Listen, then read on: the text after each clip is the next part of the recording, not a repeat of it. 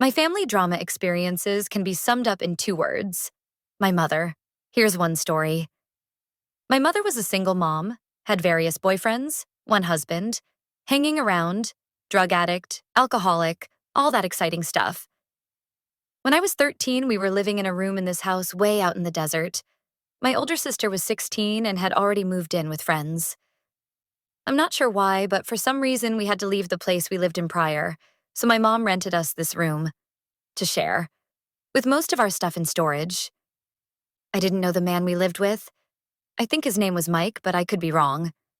My mom pretty much just came up to me one day and said, "We're moving." And that was that.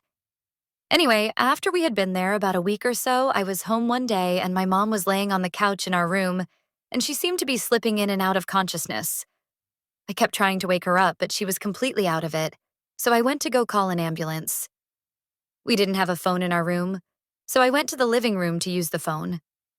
Mike was on the phone, so I asked if I could use the phone. There was an emergency.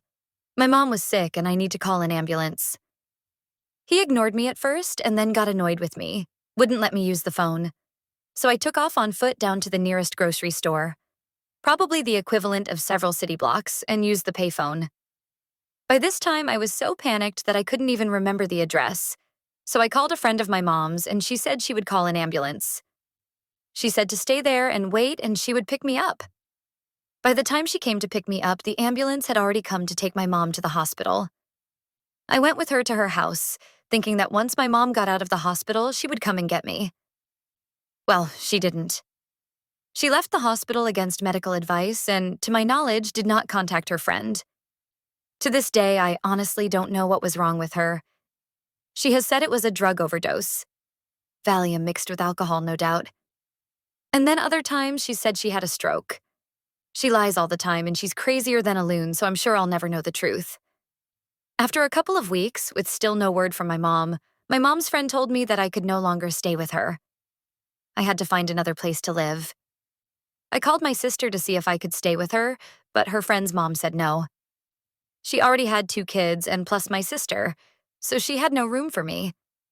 My sister contacted my aunt and uncle, who I hadn't spoken to in probably a year or more, due to my mother and some other dramatics, I'm sure.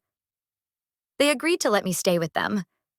I moved in with them with nothing but the clothes I was wearing, plus one duffel bag of things. A few clothes, some cassette tapes, stuff like that.